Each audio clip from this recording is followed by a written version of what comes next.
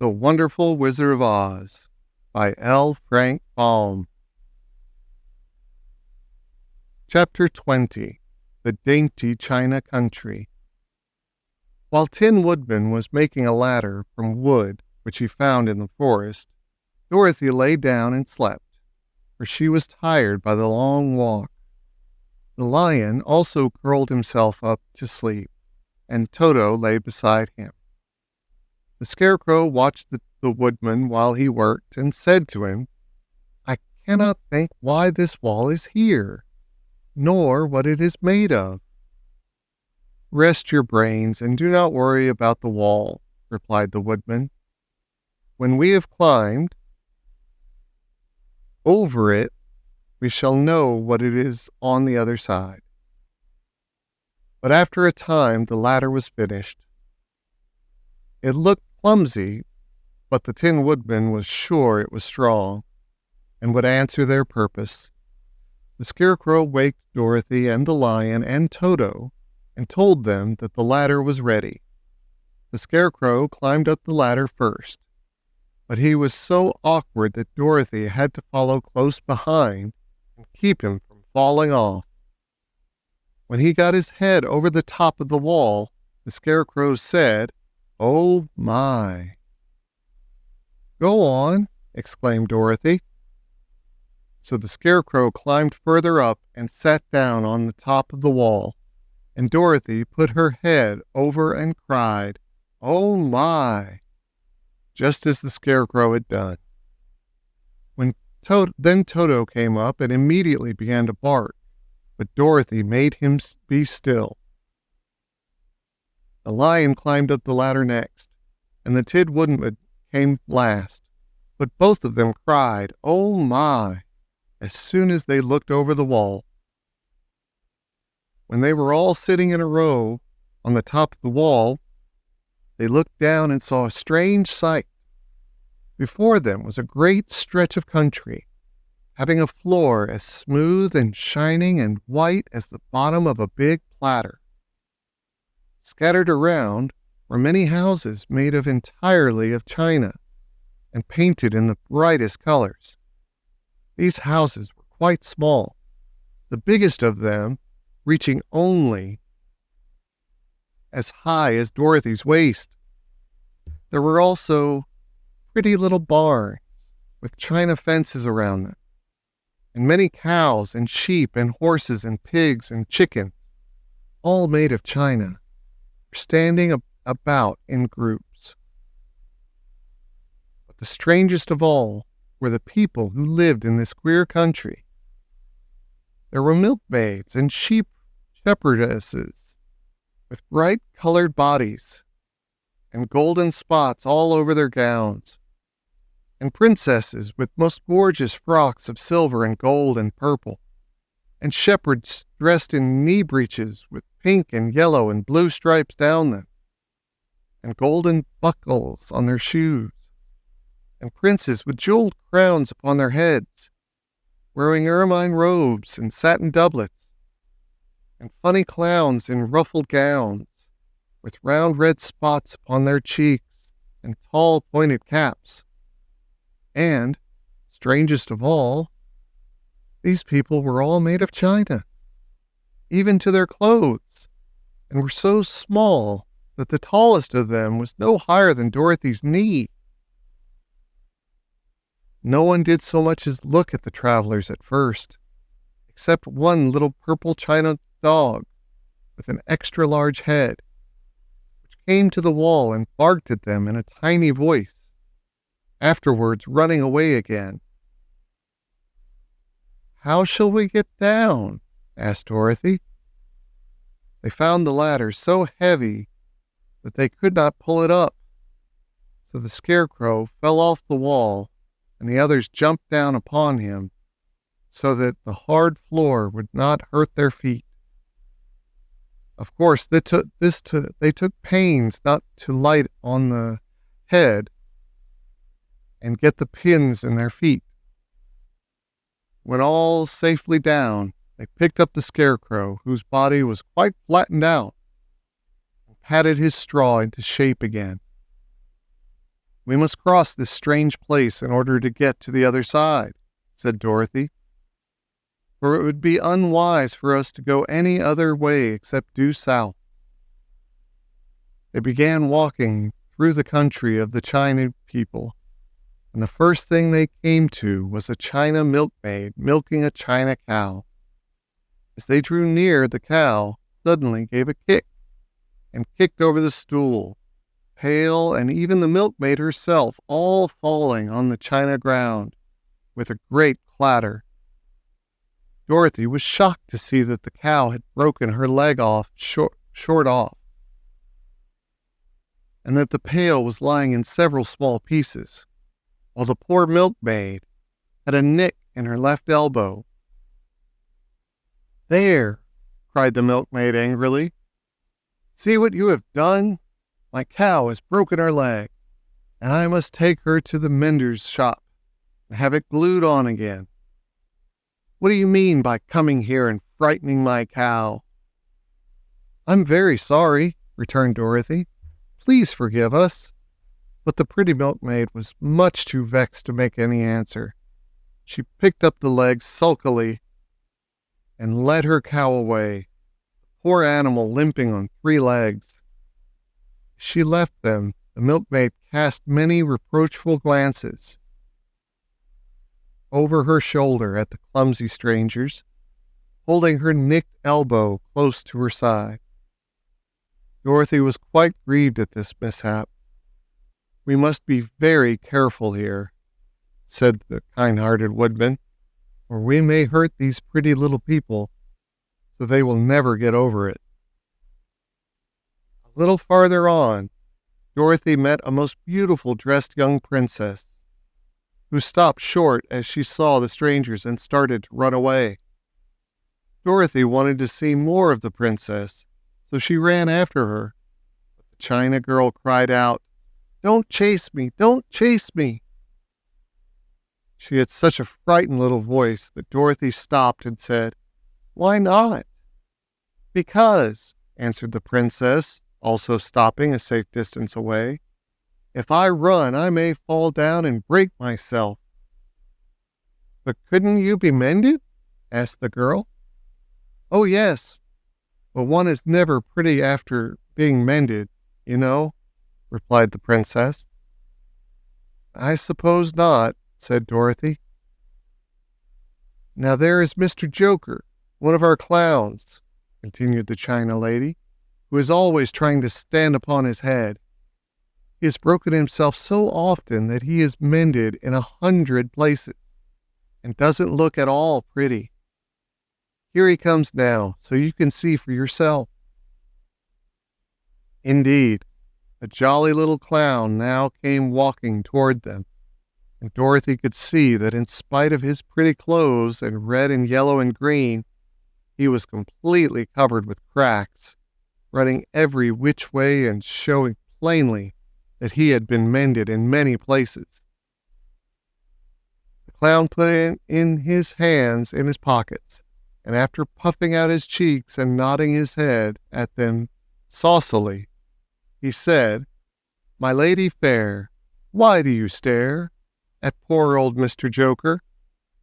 You're quite as stiff and prim as if you'd eaten up a poker." "Be quiet, sir," said the princess. "Can't you see these are strangers and should be treated with respect?" "Well, that's respect, I expect," declared the clown, and immediately stood upon his head. "Don't mind Mr. Joker," said the princess to Dorothy. "He is considerably cracked in his head, and that makes him foolish." "Oh, I don't mind him a bit," said Dorothy. "But you are so beautiful," she continued, "that I am sure I could love you dearly. Won't you let me carry you back to Kansas and stand you on Aunt Em's mantel shelf? I could carry you in my basket." "That would make me very unhappy," answered the China princess. "You see, here in our own country, we live contentedly, and can talk and move around as we please. but whenever any of us are taken away, our joints at once stiffen, and we can only stand straight and look pretty. Of course, that is all that is expected of us when we are on mantel shelves and cabinets and drawing room tables, but our lives are much pleasanter here in our own country. I would not make you unhappy for all the world, exclaimed Dorothy, so I'll just say goodbye. Goodbye, replied the princess. They walked carefully through the China country. The little animals and all of the people scampered around, out of their way, fearing the strangers would break them. And after an hour or so, the travelers reached the other side of the country and came to another China wall. It was not as high as the first, however, and by standing upon the lion's back, they all managed to scramble to the top. Then the lion gathered his legs under him and jumped on the wall. But just as he jumped, he upset a china church with his tail and smashed it all to pieces. That was too bad, said Dorothy. But really, I think we were lucky in not doing these people more harm than breaking a cow's leg and a church. They are so brittle. They are indeed, said the Scarecrow, and I am thankful I am made of straw and cannot be easily damaged. There are worse things in the world than being a scarecrow. Chapter 21. The Lion Becomes the King of Beasts.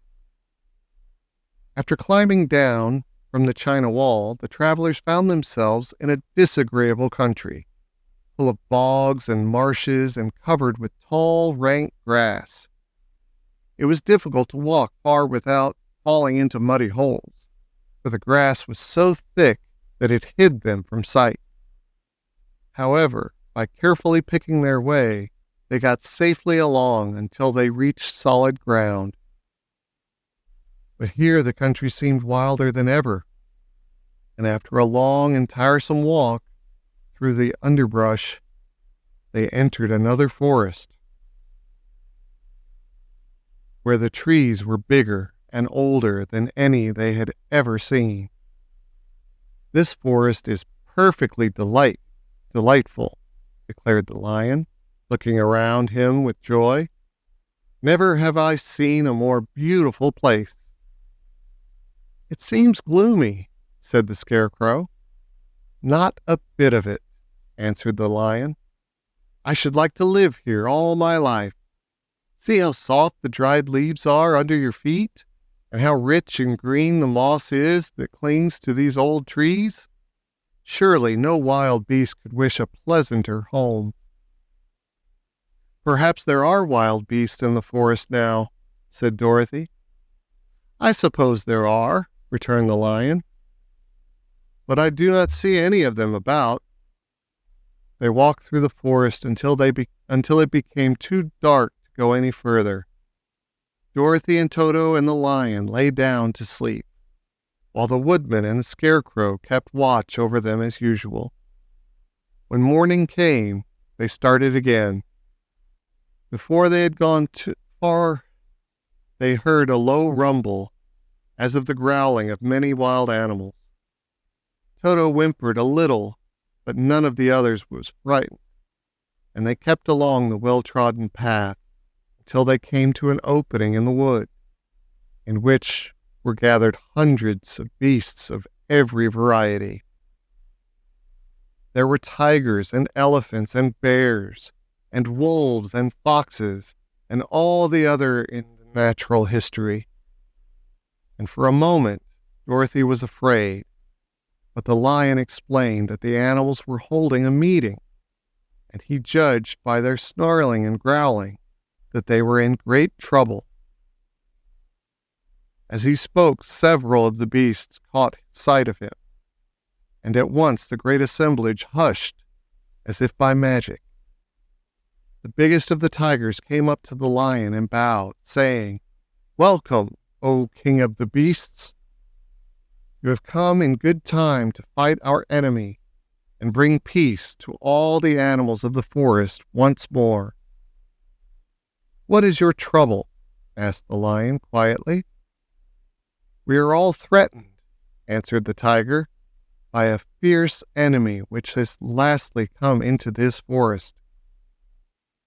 It is a most tremendous monster, like a great spider, with a body as big as an elephant, and legs as long as a tree trunk. It has 8 of those long legs, and as the monster crawls through the forest, he seizes an animal with a leg and drags it into his mouth, where he eats it as a spider does a fly. Not one of us is safe while this fierce creature is alive. And we had called a meeting to decide how to take care of ourselves when you came among us." The lion thought for a moment. "Are there any other lions in this forest?" he asked. "No. There were some, but the monster has eaten them all. And besides, there were none of them nearly so large and brave as you." "If I put an end to your enemy, will you bow down to me and obey me as king of the forest?" inquired the lion. "We will do that gladly," returned the tiger, and all the other beasts roared with a mighty roar. "We will." "Where is this great spider of yours now?" asked the lion.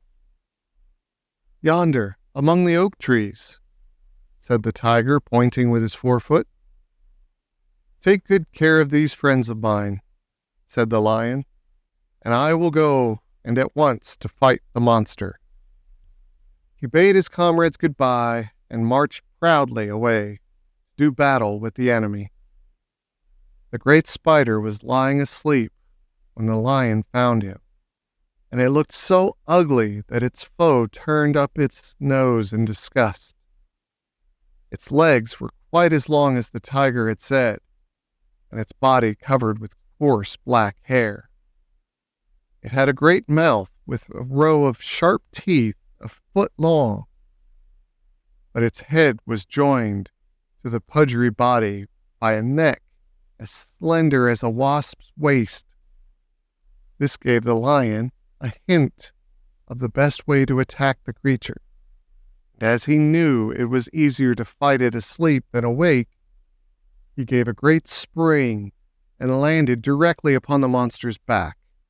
Then, with one blow of his heavy paw, all armed with sharp claws, he knocked the spider's head from its body. Jumping down, he watched it until the long legs stopped wriggling, when he knew it was quite dead. The lion went back to the opening where the beasts of the forest were waiting for him, and said proudly, "You need fear your enemy no longer."